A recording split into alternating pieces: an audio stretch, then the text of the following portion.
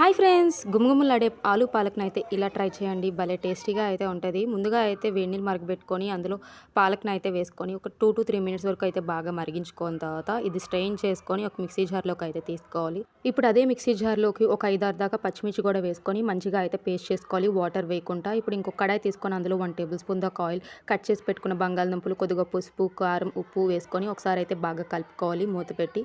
ఇలా మూత పెట్టి కొద్దిగా మధ్య మధ్యలో కలుపుకుంటూ అయితే కొద్దిగా గోల్డెన్ బ్రౌన్ వస్తున్నప్పుడు చేసి మనం తయారు చేసి పెట్టుకున్న పాలక్ పేస్ట్‌ని కూడా అయితే వేసుకొని కొద్దిగా వాటర్ వేసుకొని పాలకులో ఉన్న పచ్చివాసన పోయినంత వరకు అయితే 2-3 మినిట్స్ దాకా అయితే బాగా వేగనించుకోవాలి మూత పెట్టి. ఇప్పుడు ఇందులోనే 1 టేబుల్ స్పూన్ దాకా గరం మసాలా, 1 టేబుల్ స్పూన్ దాకా జీరా పౌడర్ కూడా వేసుకొని ఒకసారి బాగా కలుపుకున్న తర్వాత ఇప్పుడు ఇందులో 2 టేబుల్ స్పూన్ దాకా గడ్డ పెరుగు కూడా వేసుకొని ఒకసారి బాగా కలిపి మూత పెట్టి స్టవ్ మీడియం ఫ్లేమ్‌లో పెట్టి 2-3 మినిట్స్ అయితే బాగా మగ్గనియాలి. ఇలా మగ్గి ఆయిల్ బయటికి తేలుతున్నప్పుడు చేసి ఇందులోనే హాఫ్ కప్ దాకా వాటర్ కూడా వేసుకొని మరొకసారి మూత పెట్టి ఒక 2-3 మినిట్స్ మగ్గించుకుంటే టేస్టీ